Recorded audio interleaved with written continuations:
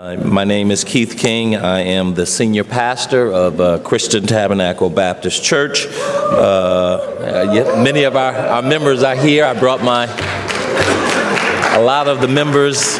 We are as you can see, a very supportive church. But I arrived to Connecticut. And 20 years ago.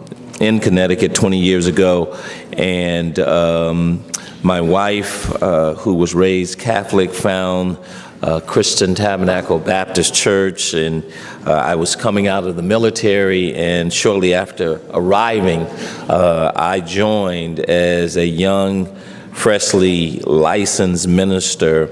And because I was young, I don't remember being asked or feeling called necessarily to youth ministry, but I was young and I was placed there in youth ministry. And so I'm sure some of you can relate to that. But when I arrived 20 years ago, I was, if not the first, one of the first youth ministers there. I think I was the first. And when Mrs. Boyd, who's been there 40 years, is saying no, so I was the first with a small stipend, I was told. All right. And when I arrived there, one of the things that I will always remember was the loving environment of Christian Tabernacle Baptist Church. And so shortly after arriving, Pastor Riggs, who was there at the time, made me the youth minister, and we began to work with a very loving and kind, supportive congregation that was already investing in the youth there. But what we did was try to organize all of the different activities surrounding the youth. And I remember our first retreat where we engaged the youth about a number of topics, sex and peer pressure and the like, and just built a ministry from there on. The reason why I raised the way I was introduced to Christian Tabernacle Baptist Church is that what I want to talk about this evening is something a little different as we talk about developing congregational support. I want to talk about the climate in which all of you are doing ministry, the climate in which all of you are doing ministry. And I think being the senior pastor for the last 10 years and having supervised 5 youth ministers, having hired 4 of them, I think I have a good understanding of what it takes to have a vibrant youth ministry. And so tonight we're going to talk about, within the context where you serve, what is the environment or the church climate. And then I'm going to discuss the 5 ingredients needed for a healthy climate, and then what you can do as youth ministers to help or enhance that climate.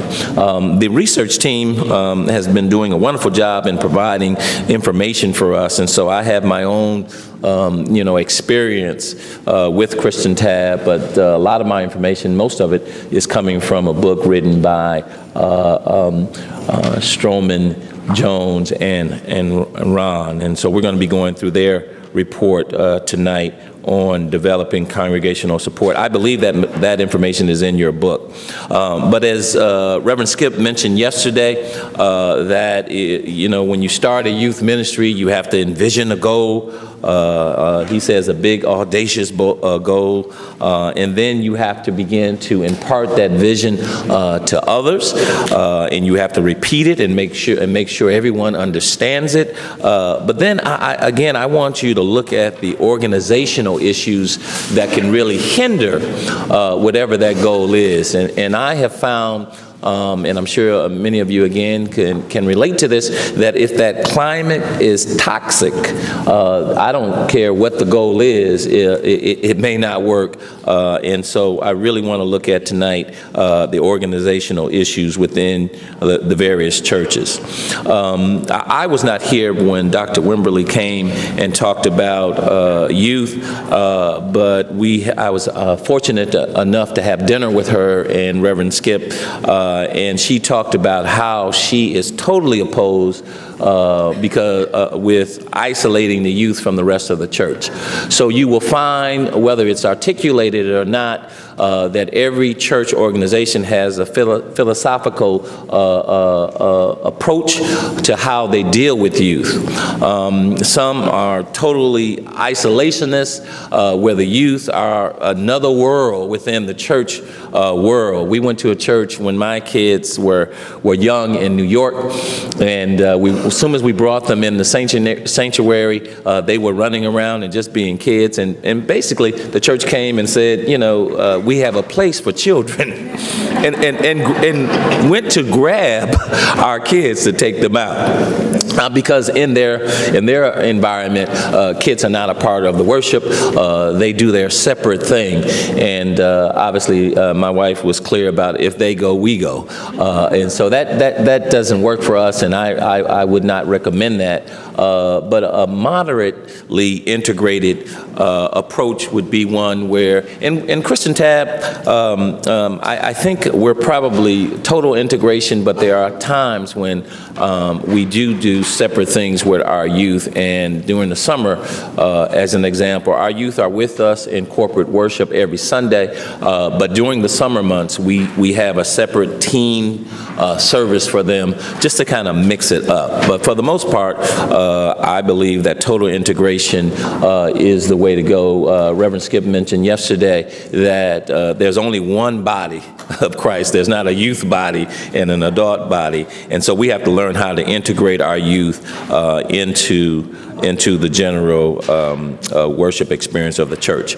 What the authors of this principle of looking at the climate talked about, and many of you may have heard of this concept, but as we look and study the climate of your organization, you have to look at your church as a fishbowl. In other words, the life of the fish is determined by the water in the bowl, and you place a healthy fish in a bowl that is polluted, it probably will not make it. Even if the water appears clean, and we're going to talk about that, there could be hidden contaminants that can prevent the fish from thriving or even surviving. That bowl represents not only the youth, but the youth ministers.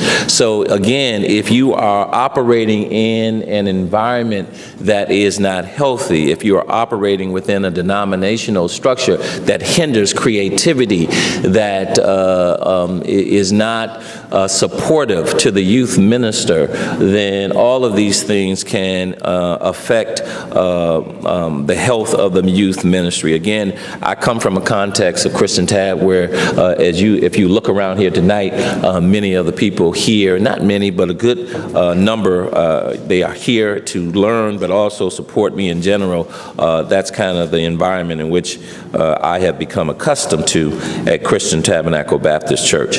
What are some of the healthy ingredients of a healthy climate? One, the environment should be committed to change. I don't know how it is in other churches, but in the Baptist church, in the black context, the worst words you ever want to hear is that we've never done it that way.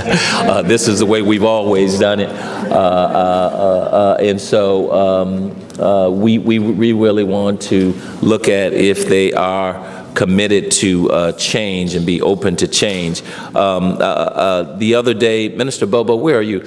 She is our youth minister, and on this issue of change, I'm pretty conservative in a lot of ways, but the other day, on Friday night, we may have 40 to 60 youth, sometime more, come for worship, and on last Friday, in the first time since I've been youth minister or pastor at that church, Minister Bobo had a social where it wasn't about playing gospel music, but they played regular secular music. They brought their friends, and they actually just danced, not in the church. We have a founders hall, but the youth came together and they just had a good time. They actually had a party in the church, and they brought their friends, and it was just tons of youth there. Now, 15 years ago, I probably would have said no to that. It wasn't spiritual enough. But again, I think change is necessary if we're going to draw youth to our churches. And the witness to those who did not attend our church is that church youth can actually have fun, and the church people are not stuffy, and so it was a great success. But I think if you're going to have a healthy environment, we have to be committed to change. The other thing that I hope people at Christian Tab can say is that they have supportive leadership. I meet with the youth minister once a week. We talk about last week, we talk about things that we should be doing to change the climate for the better. There's a youth leadership board that Mrs. Boyd oversees, and all of the people who work with our youth, they meet once a week to talk about what they are doing with respect to the youth, and they know they have my full support. And so again, if you're going to have a healthy climate, to develop leaders and help within the congregation, you do have to have supportive leadership. Then innovative atmosphere. I am all for creativity, different things that we should be doing to reach our youth, and I think that our youth many times surprise us with their own ideas of where they want the ministry to go, and so we really do look at what we're doing and to see if it still makes sense, and if there are better ways to do it, more creative ways to do it. One of the things that I'm most proud of, and I think that's why Skip asked me to do this piece, is that it's not just a youth minister that is involved at Christian Tabernacle Baptist Church. We have a host of people who invest a lot of time in our youth, and it would not work if we didn't have a team. Shirley Moss, Mrs. Boyd, Deacon Robinson, Deacon Myatt, and many others here, Deacon Ford, I can go on and on. They all help out with the youth ministry. One of the reasons why they have to help out is that we don't have a large budget. I'm full-time. We have a part-time secretary. The youth minister is part-time. And so at our level, it really does take a team effort. But in addition to just being a resource issue, the energy behind the whole church being involved in youth ministry, I think just adds to the excitement of the overall ministry.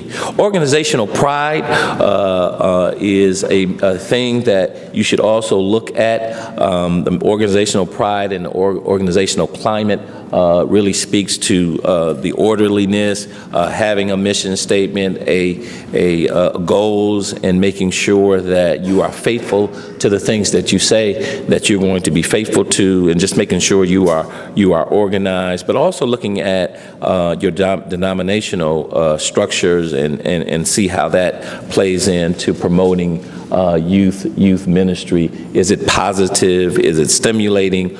Is it viewed? One of the things that they said in this piece is that the strongest way to pass on faith values is for the church to be viewed as a loving family.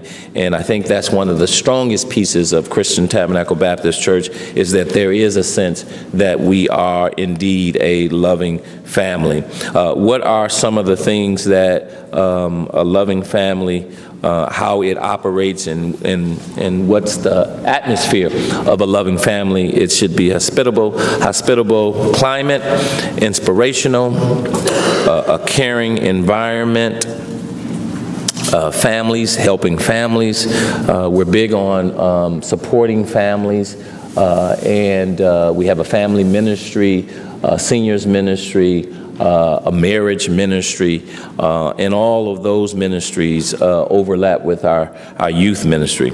Emphasis on prayer. Our youth are involved in our Wednesday night prayer services. They lead prayer during the Friday night services, and we are a praying congregation. They are integrated into our service every fourth Sunday. They will read scripture, and you know, in time we will have them even serve as the worship leaders during the regular service. But on Friday night, they lead that Friday night youth service to kick it off. There is a sense of mission. Where I am now in my ministry, I have come to understand that just having kids around, and as Reverend Skip mentioned yesterday, and having pizza parties, we're really not instilling in them a sense of the faith. And I have found in my 10 years as senior ministry, a lot of the youth who have grown up in our church, when they become teenagers, I can't distinguish them from the rest of the teenagers really in the world. I hate to say that. But what we've started to do in response to that reality is to try to build closer relationships with them. And so on Friday night, we don't have just a youth service. It's now a youth and a mentoring service where we break the youth into groups, male, female, age appropriate, and we have mentors really develop a relationship with them, so when they're going through a crisis, they will actually talk to us about it. I know it's been effective because a couple of months ago we had a mentoring group on sex, and I was shocked about how much the men and the young women talked about sex, even in my presence. They felt comfortable talking about things that I didn't want to hear, quite frankly. But it showed the value of relationships. And so it is really important that you really build a youth ministry based on relationships within that youth context. One of the things in this last piece, of thinking climate, that really struck me, and I think that a thinking congregation is one that allows its theological beliefs to be challenged. Reverend Skip and I, we've had several lunch meetings, and we've talked about some of the things that I'm kind of stickler on, but he has me thinking more in some areas, and my ministerial staff, they challenge me on certain things, and I think if you're going to grow with respect to the ministry, and you're going to grow with respect to your youth ministry in general, you have to have a thinking congregation that is open and allows itself to be challenged by questions. When I walked into a young men's mentoring group not long ago, they had some pretty serious questions about sexuality, and I was again very pleased that they were very candid with me about some of the things that they were wrestling with, and so you have to have a thinking congregation that's willing to have its theology challenged. And again, this slide just simply kind of summarizes what I said, is that if we're going to grow in our faith and we're going to help our youth grow in their faith, we have to be open to them challenging us, and we have to understand that by being challenged, all of us can grow in our theological understanding of the Bible. That's with respect to the climate of the congregation. Now I want to talk about some of the things that a youth minister can do to gain respect. One of the things that I can say firmly is that when I arrived at Christian Tabernacle coming out of the Marine Corps, I I had the respect of the congregation, and I know that the parents respected me, and they knew that I would treat their children with respect, and that respect for me helped me gain a lot of support within the congregation. So youth ministers should conduct themselves in a professional manner, refrain from acting like a teenager. I know all of us may be tempted, but teenagers really, don't want us to act like them. We can enjoy their company, but we should refrain from acting like them. We should always act with integrity and honesty, and be good stewards of God's resources. So that may seem like a small thing, but every church has a budget, and we should think seriously about how we operate and use the resources of the church. We should be open, and obviously, when we make mistakes, be open to say we're sorry and ask for forgiveness when appropriate. This is a big one. We have to be dependable. If you're in the youth ministry, we have to be faithful and do what you say you will do. And when you say you will do it. So it is very important that if you're working with youth, that you are faithful and dependable. Always keep the lines of communication open. Keep the congregation informed about what you're doing in the ministry. It is so important that you get buy-in by keeping them informed of what's going on in the youth ministry. Again, live within your budget. Treat parents with respect and involve them in the ministry. This is another strength, I think, of mine, is that I really spend time not only hanging out with the youth when I was youth ministry, but also getting to know the parents. And a lot of times we don't spend enough time really building relationships with the parents. But really, I have come to understand if you build a relationship with the parents, they will make sure that the children and the youth are there, and also that you have the resources that you need to carry out the ministry. Refrain from gossiping and complaining and about volunteers and parents. Involve your youth in the life of the congregation. Again, this is another strength of Christian Tabernacle Baptist Church. Our youth are very much involved in the ministry of the church. If you are a licensed or an ordained minister, it is more than just carrying out the youth ministry. Fulfilling the duties of the minister is visiting the hospitals and being a caring minister, being a servant, and all that entails will really help you gain support within the church when you are doing youth ministry.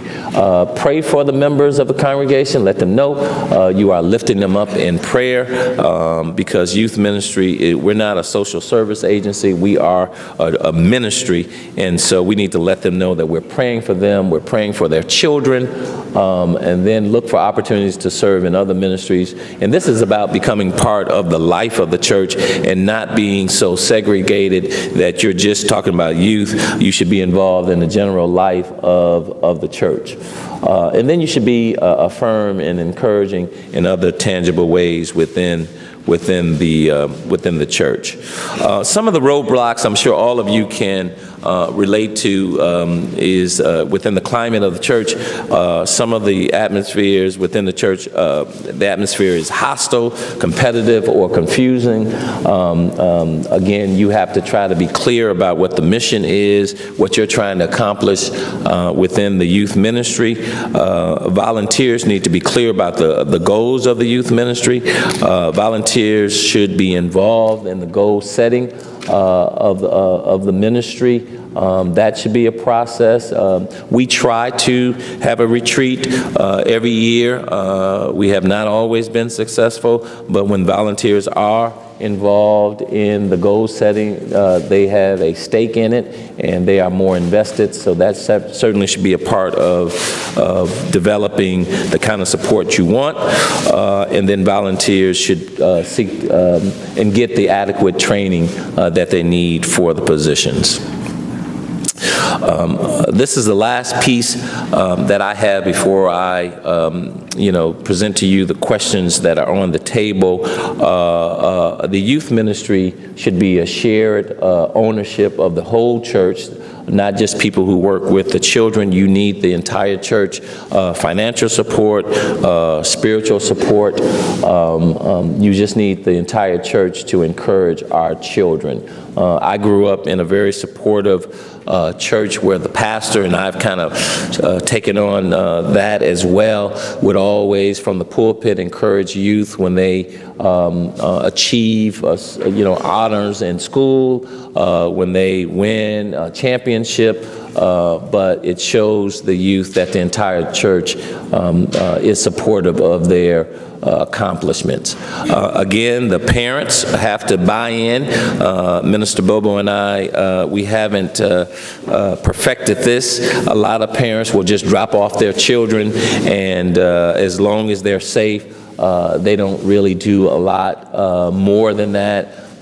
We have tried to have parent informational sessions. Very few actually show up. So I haven't perfected this area of our ministry, but we keep working on it. The youth should be involved. They want to have something to say about the ministry. We have what's called Ambassadors for Christ. And just very quickly, how much time do I have? Very quickly, we have a ministry called Joshua Generation, where a number of our leaders will take a group of young people in the church. They will give them an overview of the church leadership. They will learn about the role of deacons. They will learn about the role of trustees, the ushers, and the like. When they graduate from that 3-month training process, they become ambassadors for Christ.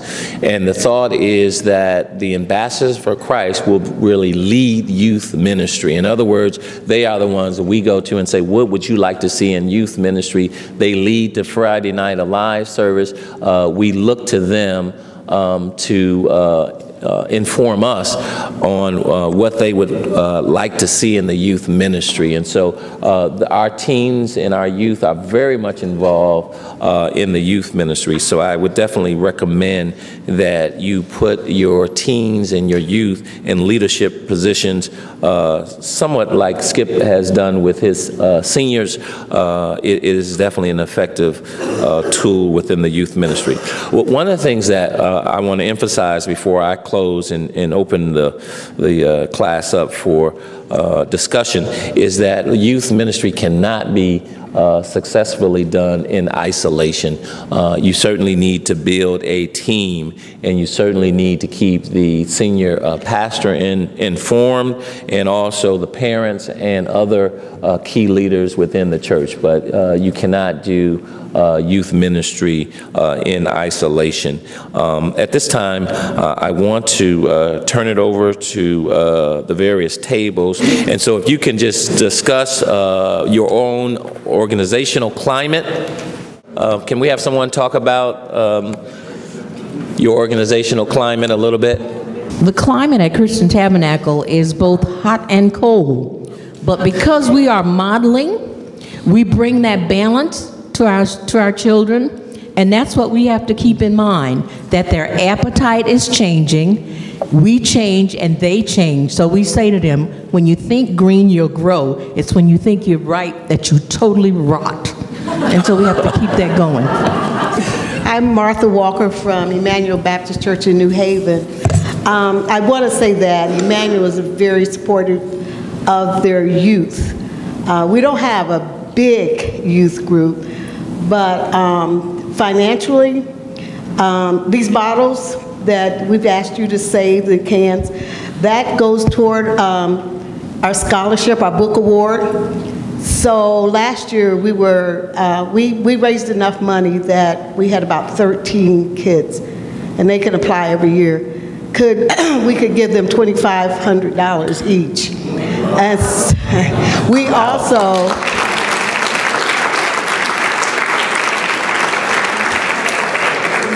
We also have on our envelopes for our tithe and offering, there's a line that says scholarship. So they're very supportive in that way. And the youth ministry is part of the budget. So that's money that's there for the kids. So other than just financial, because they really are good about financial support of our kids, is that, as Pastor King said, whenever the kids do anything, it's a big thing in our church. They stand up, they announce it, we stand up, we give them all the praise, and we pray for them. So even though we don't have a lot of kids, we do have kids, but not like you, Pastor King, but the church is very supportive of our children, because we do understand that where there's no vision, that's right, we will die. I am from St. Patrick's Roman Catholic Church in Canton, and it's not necessarily intended isolationist, but it's the church is really divided in some respects. The families tend to go to one of the services. We're a church, so we have 3 services a weekend. So the families tend to go to one of the services. They go to, we have an intergenerational religious education program, so the families go to those. But once your kids are out of school, then most people stop going to those things, and all of a sudden they're involved in human relations ministry, or they're involved in the Women of St. Patrick or the men's. And so the church, I find the church really starts getting separated. It's the older parishioners and it's the younger parishioners. We may get together and worship on Sunday together, but there's really not that connection, and they really don't know what's going on unless we make a really big effort. And I think that's part of the message here, is you really have to work at integrating this and creating an environment where everyone is coming together and everyone's supporting and everyone knows what everyone's doing. So we've had a little success in some areas of bringing the older generation together with the younger generation and doing things together, but it just takes a lot of effort to do that. Yep, you have to be very intentional. Very intentional, very good. Okay. And I've gotten my time signal. So thank you all. And we'll look forward to continuing the dialogue going forward. Thank you so much.